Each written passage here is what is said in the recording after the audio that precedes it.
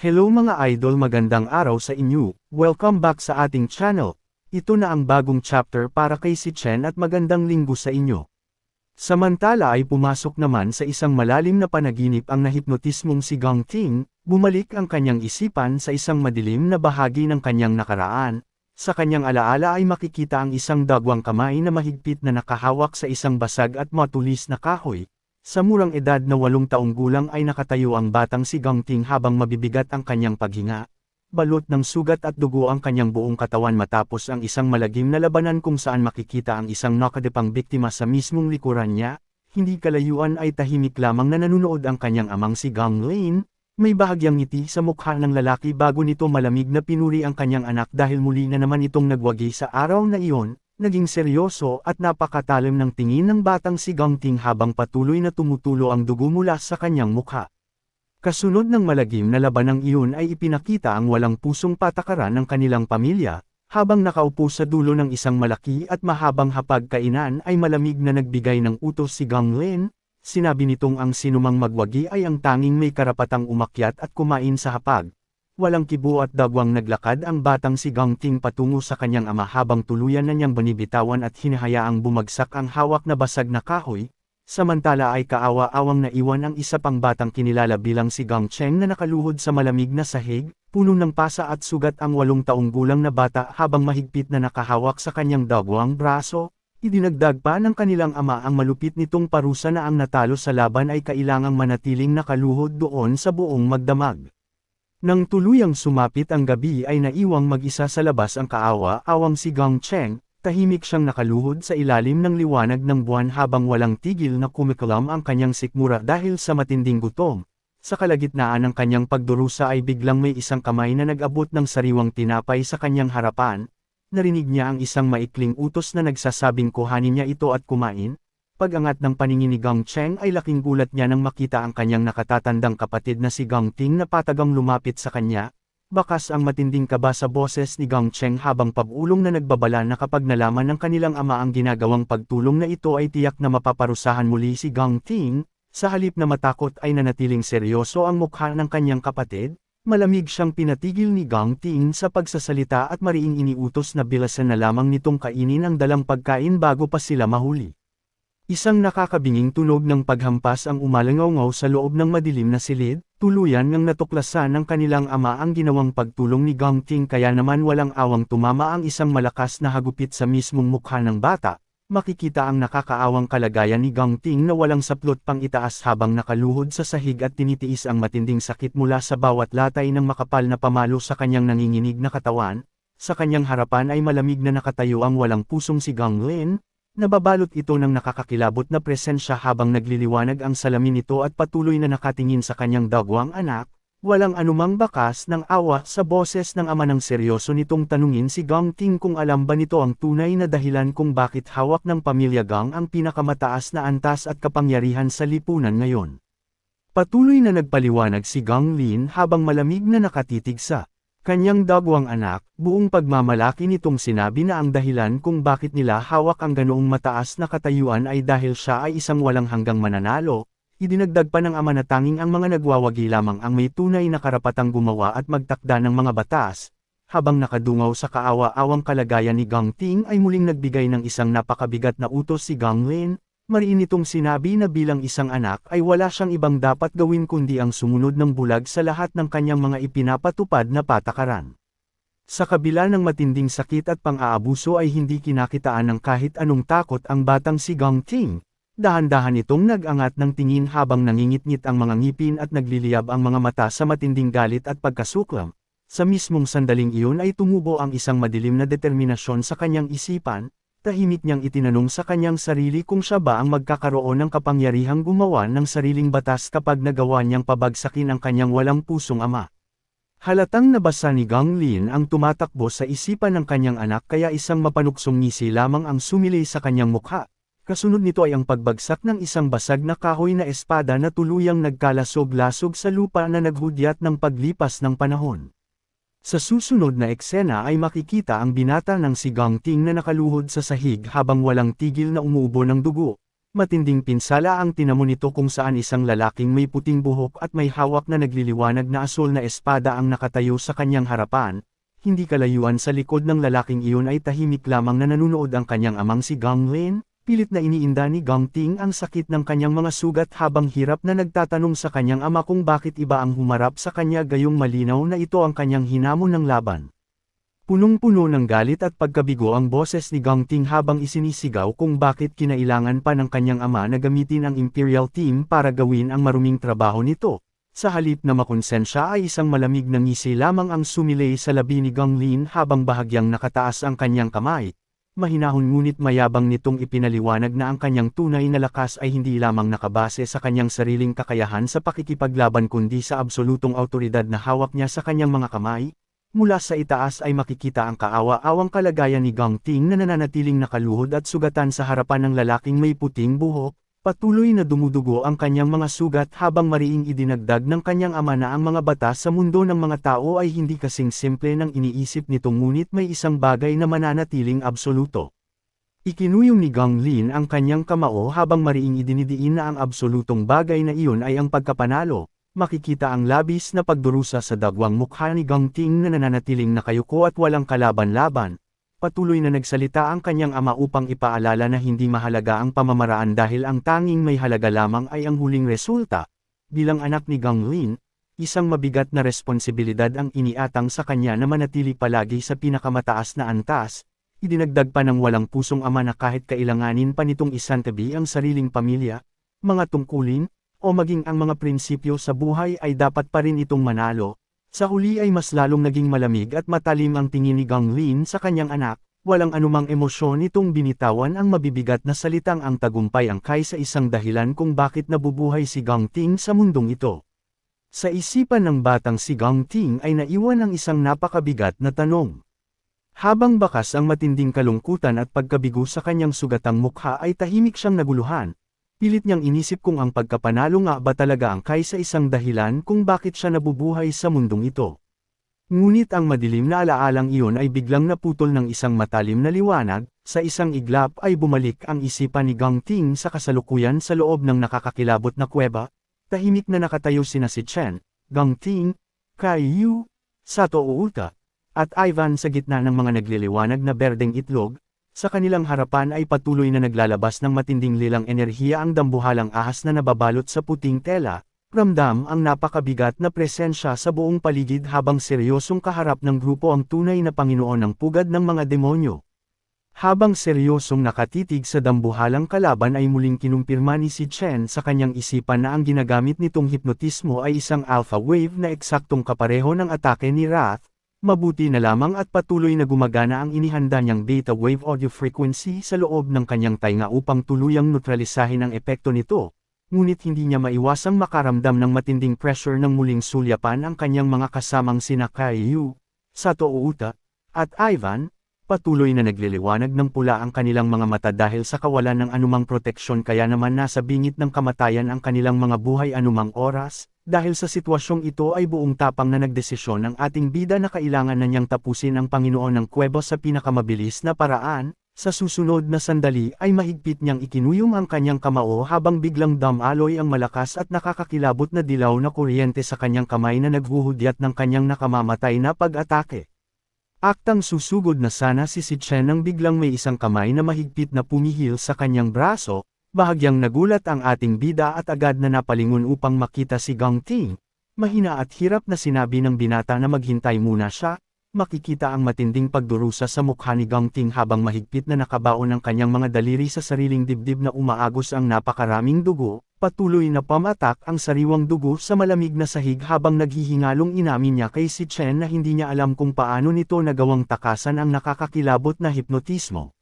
Bakas ang matinding hirap at sakit sa mukha ni Gang Ting habang patuloy na idinidiin ang kanyang kamay sa dagwang dibdib upang gamitin ang mismong sakit bilang paraan para manatiling gising at tuluyang makawala sa epekto ng hipnotismo. Mahigpit at seryoso itong nagbabala kay si Chen na pakinggan muna siya dahil kapag nagpadalos-dalos ang ating bida at agad na inilantad ang sarili ay tiyak na malalagay sa mas malaking panganib ang buhay nilang lahat. Matapos ipaliwanag iyon ay bahagyang ibinaling ni Gang Ting ang kanyang paningin at seryosong tinanong ang kanyang kasama kung napapansin ba nito ang napakaraming nagliliwanag na itlog na nakakalat sa buong paligid. Tuloy-tuloy ang seryosong babala ni Gang Ting habang nakatitig sa mga nagliliwanag na berdeng itlog, makikita ang mga nakakakilabot na anino ng mga ahas na kasalukuyang nabubuo sa loob ng mga ito. Ipinaliwanag ng binata na kapag nagkamali sila ng galaw at naistorbo ang mga itlog, kahit hindi na gumalaw ang mismong Panginoon ng kuweba ay paniguradong mapipilitan silang harapin ang napakaraming C-rank na halimaw na tuluyang tatapos sa kanilang buhay. Habang tahimik na nakatayo sina si Chen at Gang Ting sa gitna ng mga nagkalat na kalansay at lumang armas ay mas lalong naging malinaw ang malagim na katotohanan. Seryosong idinagdag ni Gang Ting na sadyang ginamit lamang ng halimaw ang ilusyon upang magmukhang isang mababang uri ng pugad ang buong lugar. Isa lamang pala itong patibong upang madaling makap ang akit ng mga awakener at walang awang sipsipin ang lahat ng kanilang lakas hanggang sa sila ay mamatay. Patuloy na ipinaliwanag ni Gang Ting ang kanyang plano habang pinipigilan ang matinding sakit mula sa kanyang sugat. Seryoso nitong sinabi na kusa namang lalapit ang dambuhalang halimaw sa kanila kaya mas mabuti kung magpapanggap muna silang patuloy na apektado ng hipnotismo. Habang tahimik na pinagmamasdan ang nakakakilabot na Panginoon ng kuweba na nababalot ng puting tela ay idinagdag ng binata na hihintayin nilang makalapit ang halimaw bago sila biglaang umatake ng sabay upang kitlin ang buhay nito. Matapos marinig ang estratehiya ay bahagyang pumikit si Chen ng may kalmadong ekspresyon. Mahinahon nitong sinabi kay Gang Ting na hindi niya inasahang makakapag-isip pa ito ng ganoon kalayo at kaayos sa kabila ng kanilang mabigat na sitwasyon. Ngunit sa kabila ng magandang plano ni Gang Ting ay bahagyang ngumisi ang ating bidang si Chen. Kalmado ngunit seryoso nitong sinabi na hindi kailanman gagana ang naisip na estratehiya ng kanyang kasama. Ipinaliwanag ni Chen na ang Panginoon ng kuweba na nasa kanilang harapan ay hindi na kinakailangan pang gumalaw o magangat ng kahit isang daliri para lang umatake. At sa mismong sandaling iyon ay patutunayan ng halimaw ang sinabi ng ating bida dahil biglang kumidlat ang isang matinding lilang enerhiya mula sa kinaroroonan ng misteryosong kalaban na nababalot sa puting tela. Napakabilis ng pangyayari habang walang awang hamampas ang nakakakilabot at nakakapasong puwersa nito patungo sa kanilang direksyon. Tuloy-tuloy ang epekto ng inilabas na enerhiya ng halimaw ngunit hindi pala ito isang direktang atake. Sa halip ay isang malagim na utos ang ipinadala nito sa isipan ng mga nahipnotismong biktima upang sabay-sabay nilang tapusin ang kanilang sariling buhay. Walang kontrol sa sarili at nakangiti pang itinutok ni Sato Outa ang isang nagliliwanag na talam sa mismong leeg niya. Sa kabilang banda ay mabilis na inilapit ni Caillou ang kanyang baril sa sariling ulo at agad na kinalabot ang gatilyo. Samantala ay isang malapad na ngisi naman ang makikita sa mukha ni Ivan habang buong lakas niyang sinasakal ang sarili gamit ang kanyang dalawang kamay. Litaw na litaw ang nagliliwanag na pulang mata sa kanilang tatlo habang kusa nilang kinitikitil ang kanilang mga buhay sa harapan nina si Chen at Gang Ting. Bago pa man mangyari ang tuluyang pagkitil nila sa kanilang mga buhay ay mabilis na kumilos si Chen. Binalot ng matinding dilaw na enerhiya ang kanyang buong katawan at sa isang iglap ay sunod-sunod niyang pinatumbas sina Ivan, Caillou, at Sato Outa. Malakas niyang hinampas ang mga ito sa likod ng kanilang leeg dahilan upang agad silang mawalan ng malay at mabitawan ang kanilang mga armas bago pa man mahuli ang lahat. Dahil sa biglaang pagpigil na ito ay halatang nagulat ang dambuhalang Panginoon ng kuweba habang nagliliwanag ang nag-iisang kulay rosas na mata nito mula sa madilim na bahagi ng puting tela. Sa tuluyang pagbagsak ng tatlo sa malamig na lupa ay agad na inalalayan ni Chen si Ivan habang tahimik na nakatayo ang sugatang si Gang Ting sa kanyang likuran. Sa sandaling iyon ay isang nakakakilabot na katotohanan ang pumasok sa isipan ng ating bida. Napagtanto niya na bukod sa hipnotismo ay mayroon pa palang ibang mapanganib na bagay na sadyang inihalo sa kanilang mga kinain kaya ganoon na lamang katindi ang naging epekto nito sa kanyang mga kasama. Matapos mapagtanto ni Chen ang malagim na katotohanan tungkol sa inihalo sa kanilang pagkain ay biglang umalangaw ang isang nakakakilabot na mensahe mula sa madilim na sulok ng kuweba, habang binabantayan ni si Chen at Gang Ting ang mga walang malay na sina Ivan, Caillou, at Sato Outa ay marahas na nabiyak ang isa sa mga nagliliwanag na berdeng itlog sa kanilang mismong harapan. Isang matulis at napakatalim na braso ang bumasag dito mula sa loob hanggang sa tuluyang lumabas ang isang dambuhalang halimaw na anyong insekto at nababalot pa ng malapot na likido.